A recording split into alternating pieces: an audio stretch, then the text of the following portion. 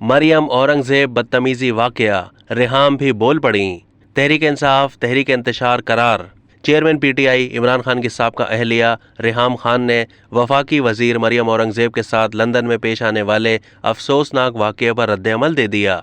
गुज़िश्ता रोज़ London में मरियम औरंगजेब को पाकिस्तान तहरीक इंसाफ के शिद्दत पसंद कारकुनों ने एक कॉफ़ी शॉप में बदतमीजी और बुरे रवैये का निशाना बनाया था। रेहाम खान ने भी अपने ट्विटर अकाउंट में जारी बयान में लंदन पुलिस को टैग करते हुए लिखा कि ये एक ऐसा वाकया है जिसकी इत्तला पुलिस को देनी चाहिए।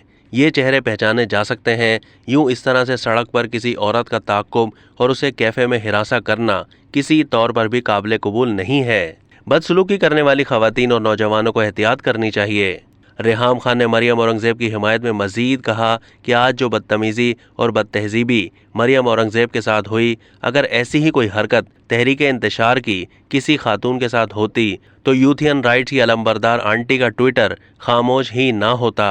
अब तक के लिए इतना ही। मज़ीद मालूमात के लिए डेली जंग के यूट्यूब चैनल को सब्सक्राइब कीजिए।